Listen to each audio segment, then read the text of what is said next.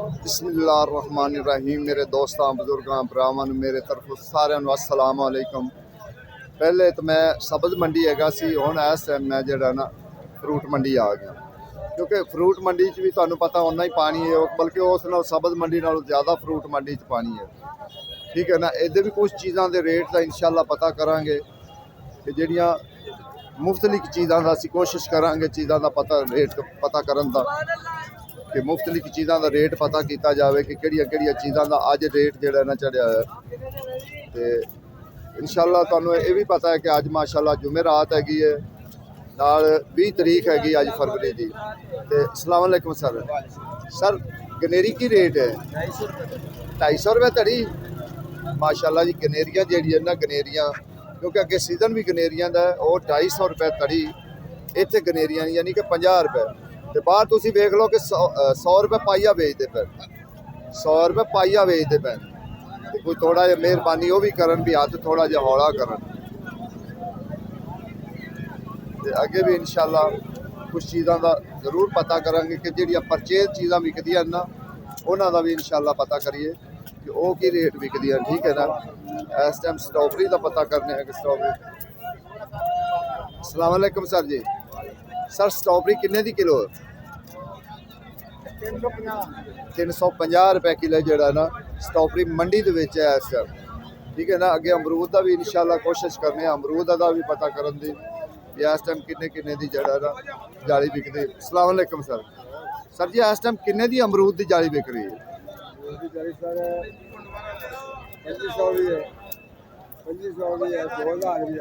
बाबा जी हुण तो बहुत महंगा है, 200 रुपये तो इत्थे ही पैंदा पिया है।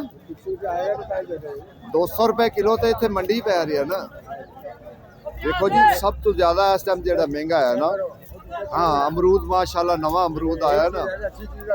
हाँ ये 12 महीने वाला है ना, ये 12 महीने वाला, क्योंकि जेड़ा हुण अमरूद आएगा ना सारा है 12 महीने वाला, क्योंकि साफ सुथरा अमरूद जेड़ा ना आएगा, क्योंकि हुण बारिश पई है, बारिश नाल बड़ा जबरदस्त हो जाएगा अमरूद। तो इंशाअल्लाह उनका भी रेट असीं पुछने जी। लाला अस्सलाम वालेकुम। और सर की हाल? सर जी ये किन्ने दी टोकरी हैगी? हाँ जी 2500 दी। वजन कितना होएगा सर जी? 15 किलो वजन हो जाएगा। ये मेरे ख्याल ना 200 रुपये इत्थे ही पै जांदा, मंडी पै जांदा, क्योंकि माशाल्लाह रोजे आ रहे, रोजे ते फिर 300 तो भी उतना चला जाए। वो तो रोजे माशाल्लाह 300 तो भी उत्ते चला जाए। हाँ जी हाँ हुण 12 महीने वाला आना ना। हाँ अच्छा अच्छा अच्छा। अगे माशाल्लाह असीं तुहानूं पता है कि माल्टे वाली साइड तो हुण आए हैं कि माल्टे का भी पता करिए कि माल्टे का की रेट शेट है, क्योंकि फ्रूट तो बहुत ज़्यादा महंगे ना। फ्रूट वाली जी गल है ना, फ्रूट बहुत ज़्यादा इस टाइम महंगे ने। फ्रूटां का जोड़ा ना इस टाइम हालात जोड़े ना वो ज़्यादा तेज़ है। अगे वेखो खुदा बेहतर जानता है, माह रमज़ान शरीफ कर्म वाला आ रहा, तो माह रमज़ान जोड़ा ना को पता करांगे भी की बनता है या की नहीं बनता, क्योंकि इस टाइम का जोड़ा ना फिलहाल बहुत महंगे हैं फ्रूट। अगे ग्रेट फ्रूट है, ग्रेट फ्रूट का भी रेट पूछांगे। अस्सलाम वालेकुम सर। सर किन्ने दी ग्रेट फ्रूट किन्ने दा है? 1100 किन्ने दाने सर?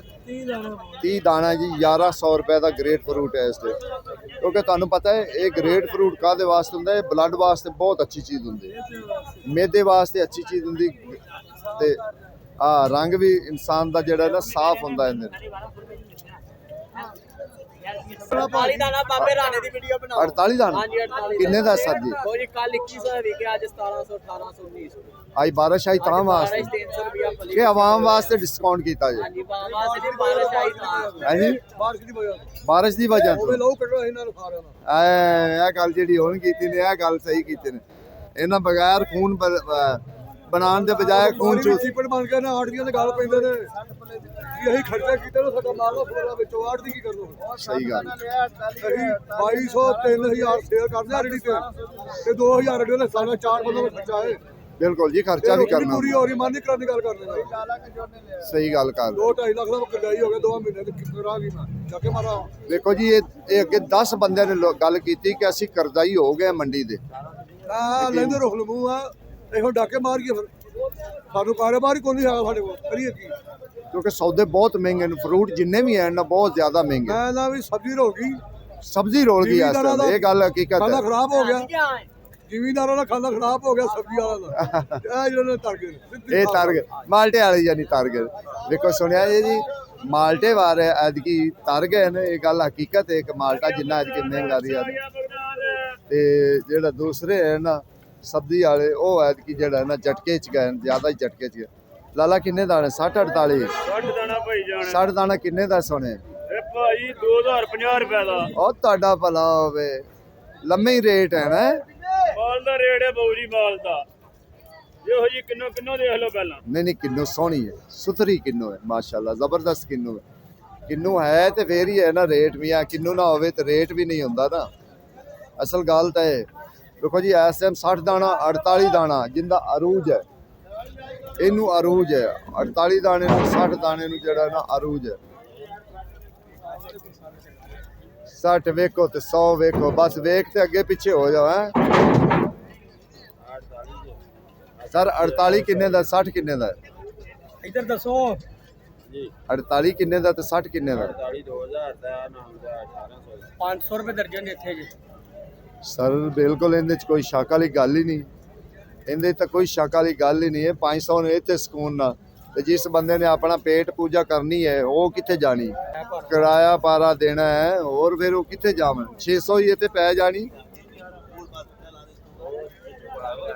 ਰੇਟ ਤੇ ਵਾਲੀ 300 ਰੁਪਏ ਦਰਜਨ 400 ਰੁਪਏ ਦਰਜਨ ਰੇਟ ਲਿਸਟ 300 ਰੁਪਏ 250 ਰੁਪਏ ਇਹ ਤਾਂ ਕਿ ਜ਼ਿਆਦਤੀ ਲਓ ਜੀ ਮਾਸ਼ਾਅੱਲਾ ਜੀ ਦਵਾਨਾ ਵੀ ਆ ਗਿਆ ਪਹਿਲੀ ਗੱਡੀ ਬਿਸमिल्लाह हो गई है माह रमजान भी आ गया माशाल्लाह तो पहली गड्डी दवाने दी भी आ गई है ਕਿੰਨੇ ਦਾ ਯਾਰ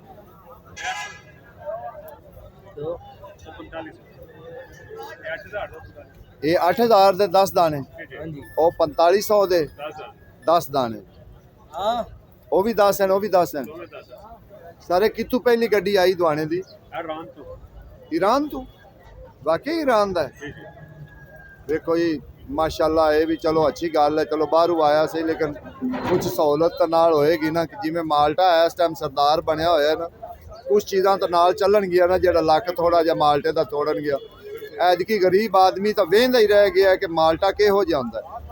ਮਾਲਟੇ ਦੀ ਸਿਰਫ ਰੰਗਤ ਨੂੰ ਖੁਸ਼ਬੂ ਨੂੰ ਵੇਖ ਕੇ ਉਹ ਗੁਜ਼ਾਰਾ ਘਰੀ ਬੈਠੇ ਕਰ ਲੈਂਦੇ ਸੀ ਕੁਝ ਚੀਜ਼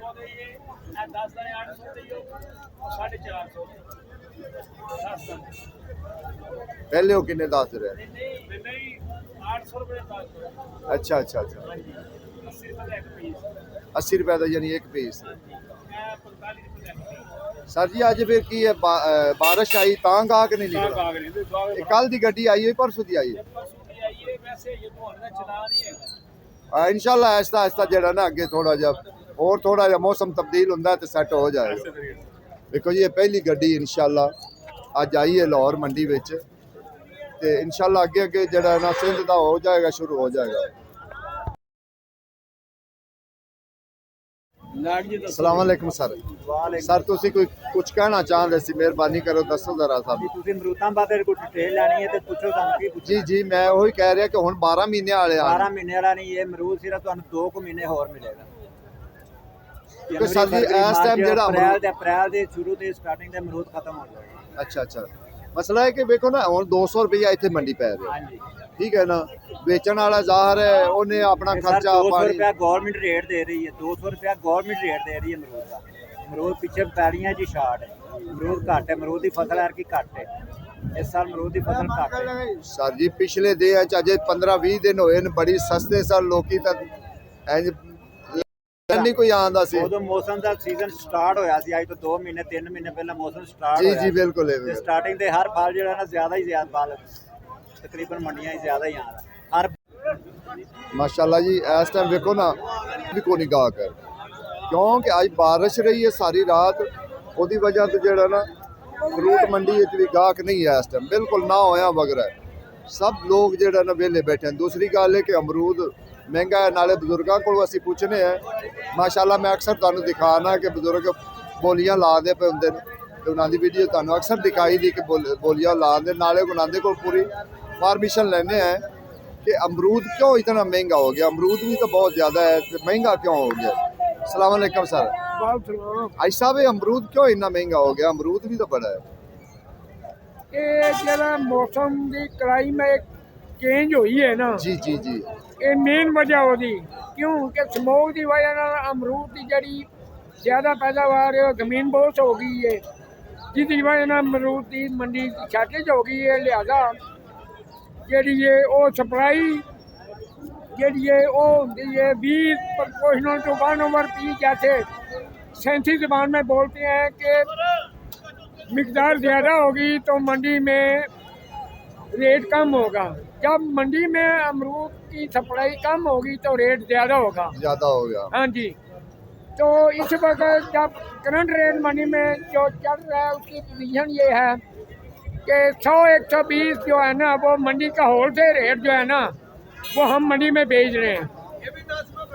और जो मार्केट कमेटी है और जो गवर्नमेंट ऑफ पंजाब है वो जो मार्केट रेट के मुताबिक जो है ना वो रेट लिस्ट पे रेट नहीं दे रही। लिहाजा और जो लाहौर शहर में और जो कीर्तनवा के जो शहर है उनमें रेडी मजदूर को रेडी भी नहीं लगाने दे रही, जिसकी वजह से मंडी में वो गाहक जो है ना वो कम तादाद में आ रहे हैं। इसी वजह से जो आज और मौसम भी आज जो बारिश की वजह से जो लोग हैं वो मंडी में कम आए हैं।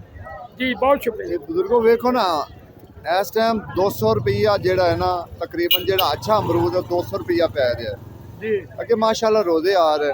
अगर यो ही हालात रहिंदे हैं तो मेरे ख्याल में 400 के लगभग पहुँच जाएगा रोज़ियां च। ऐसा होता है कि